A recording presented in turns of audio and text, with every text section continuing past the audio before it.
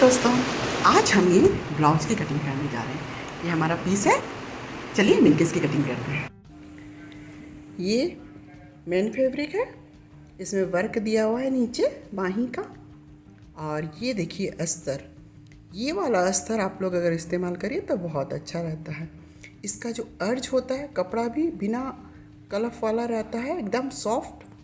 और ये क्या होता है ना, ब्लाउज में जब कटिंग करते हैं एक साथ बहुत अच्छा से बैठ जाता है। देखिए इसकी 42 इंच हमारी अर्ज है इसकी। तो हेवी ब्लाउज हो तो ये डबल अर्ज वाला जो अस्तर होता है इसी का इस्तेमाल करना चाहिए। चलिए अब नाप हम ले लेते हैं। ये बेल्ट ब्लाउज है, कमर देखिए हमारी 16 इंच है। अब देखिए 3 इंच जोड़िए, चेस्ट बिल्कुल 19 इंच ही आएगी। अब आपके सामने ही नाप रही हूँ मैं। देखिए 19 इंच आपकी चेस्ट, 3 इंच कमर से ज़्यादा रहता है ज़्यादातर। शायद ही ऑप्शनल किसी में है कि कम ज़्यादा हो जाए, वैसा नहीं होता। अब इसकी लंबाई नाप लेते हैं। लंबाई है इसकी 14 इंच। अब इसका गला मैं ऐसे ही नापती हूँ। गला हमारा 10 इंच आ रहा है,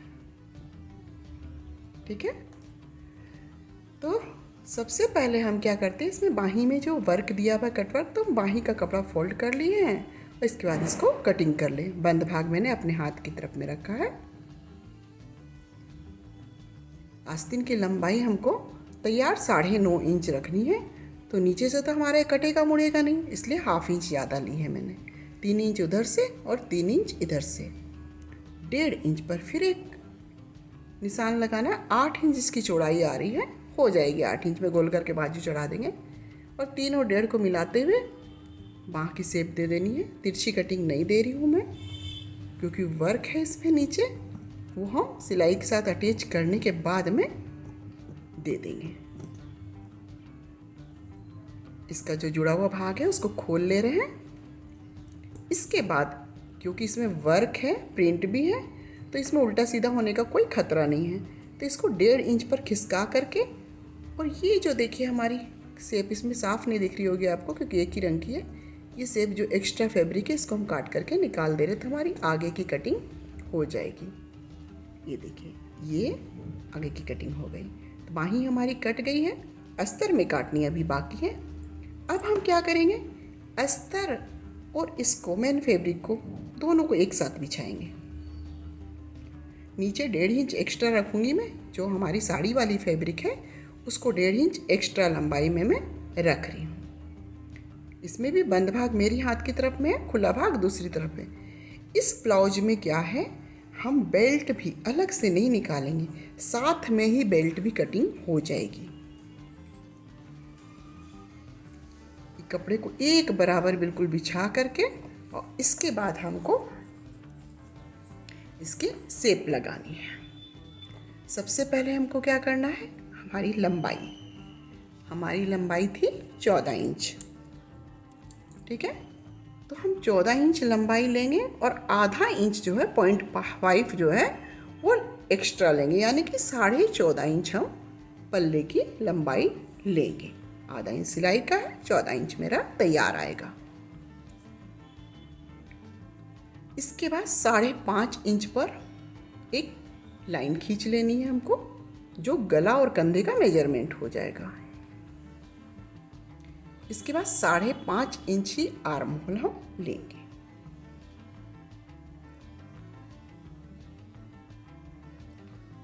अब ये चौड़ाई जो हमारी है चेस्ट की, चेस्ट हमारी 38 इंच, 19 आया था हमारा, 19 का डबल 38 होता है, तो 19 का आधा कर लीजिए। तो 19 का आधा हमारा होता है 9.5। 9.5 में 2 इंच हमको सिलाई का जोड़ लेना है, तो हमारा हो जाएगा 11.5 इंच। तो 11.5 इंच लेकर के और इसमें एक शेप लगा देनी है, और नीचे में 1 इंच माइनस 10.5 इंच, दोनों को मिला देना है। ये चौड़ाई लिख दे रही हूँ मैं, 11.5 इंच हमने चौड़ाई ली है चेस्ट की, और कमर पर 10.5 इंच। इसके बाद जो 2 इंच हमारा सिलाई का मार्जिन है उसको हम लाइन अप कर दे रहे हैं। ये हमारा सिलाई का मार्जिन है। अब ये जो हमारा कपड़ा बचा इसका आधे पर हमको एक निशान लगाना है।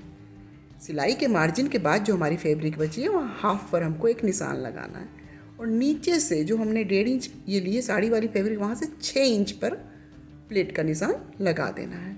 मैं इतनी ही लंबी रखती हूँ, पीछे की प्लेट ठीक रहती है, 5 या 6 इंच काफ़ी है। 2 इंच गले की चौड़ाई है और 10 इंच गले की गहराई। इसमें मटके गले की शेप है। 2 और 10 हमारा हो गया।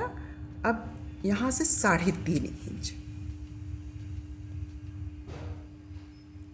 3.5 और ये 2, इसको दोनों को लाइन अप कर देना है। हो गया। इसके बाद ऊपर से हमको 3 इंच पर एक निशान फिर लगाना है, ऊपर से 3 इंच और यहाँ से 1 इंच।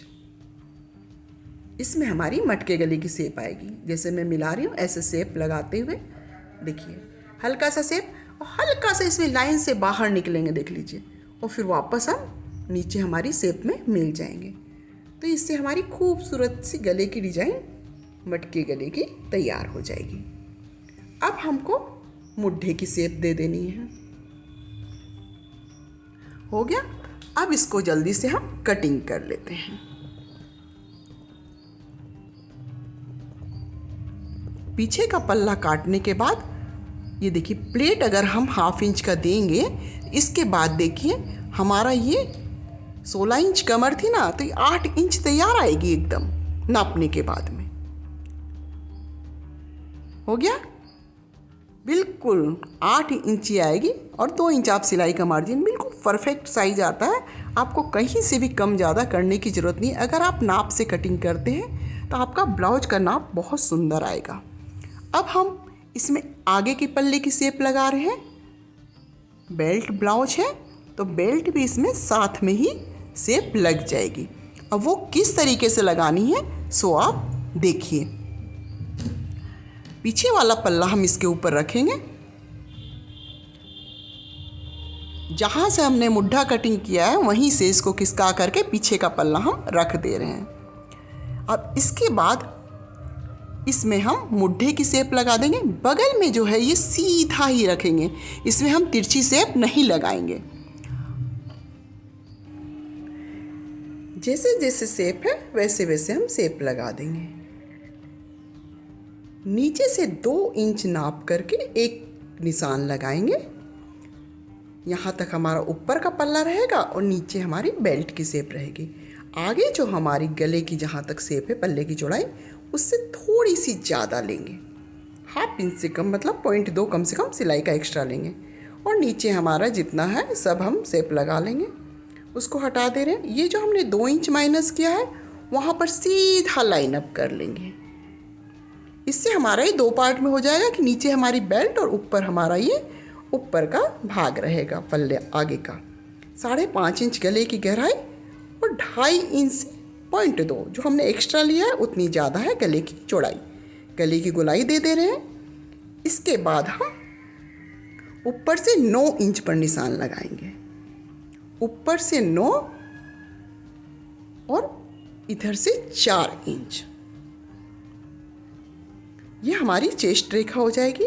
अब ये जो सेंटर पॉइंट जो हमने 9 और 4 पर लगाया, ऊपर से 9 और बगल से 4, वहाँ से हमको 1.5 इंच की दूरी पर आमने सामने निशान लगाना है। फिर 1.5 इंच की दूरी पर इस साइड भी निशान। ये चारों निशान हमारी चारों डॉट्स की हो जाएगी। एक को इधर मिला दे रहे हैं, एक को इधर, और 2 प्लेटें ये हमारी सीधी रहेगी। अब ये प्लेट की चौड़ाई, ये लंबाई देखिए 2 इंच हो रही है। हमको कम से कम भी 2.5 इंच होनी चाहिए। उतनी भी प्लेट नहीं रहेगी तो बेल्ट ब्लाउज हमारा नहीं बैठेगा। ऊपर से 1 इंच पर निशान लगाते हुए और ये जो हमारी प्लेट की जो हमने 2.5 इंच नापी है उसको मिला देना है, लाइन अप करना है। इसके बाद यहाँ पर भी 1/2 इंच पर हम एक निशान लगाएंगे 0.5 पर और इसको भी इस शेप में मिला देना है। ये अब 1-1 इंच का हम प्लेट का निशान लगा देंगे। 1 इंच चौड़ी प्लेट पड़ेगी और इसको जो हमारा प्लेट का मेन पॉइंट है उसमें मिला देंगे। तो इस तरीके से हमारा ये, अब बेल्ट हमारी नीचे है तो 2 इंच बेल्ट में भी हम नीचे एक्स्ट्रा लेंगे। इसके बाद इसको लाइन अप कर देंगे। अब क्या है, हमारी जो चौड़ाई 11.5 थी तो इसको हम 10.5 इंच लेंगे। बेल्ट की जो हमारी चौड़ाई है वो 10.5 इंच लेंगे। तो ये हमारी बेल्ट हो जाएगी नीचे वाली, और ऊपर वाला हमारा मेन पल्ला हो जाएगा आगे का। अब ये 2 इंच पर एक निशान लगा करके हल्का सा देखिए तिरछा, हल्का तिरछा एक लाइन खींचेंगे। इसको चौकोर मिला के इसमें गहरी शेप आर्म होल की दे देंगे इस तरीके से। अब इसको हम जल्दी से कटिंग कर लेते हैं।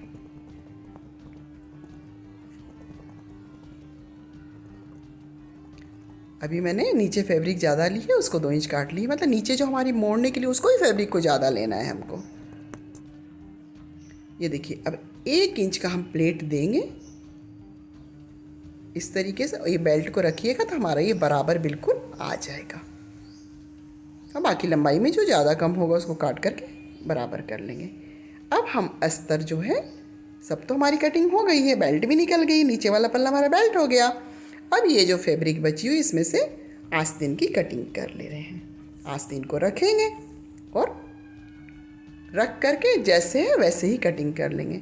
इसमें बॉर्डर है और नीचे कटवर्क की शेप है बाही में, तो हम क्या करेंगे, उतना छोड़ते हुए ही बाह की लंबाई अस्तर की लेंगे। अस्तर में नीचे कोरी है इसलिए नीचे मोड़ने का झंझट नहीं है और जल्दी से काट ले रहे हैं। अगर आपको वीडियो पसंद आ रहा है तो प्लीज़ लाइक, सब्सक्राइब और बेल आइकन के बटन पर प्रेस ज़रूर करें। पूरी वीडियो देखने के लिए धन्यवाद। मिलते हैं फिर नेक्स्ट वीडियो। Bye bye.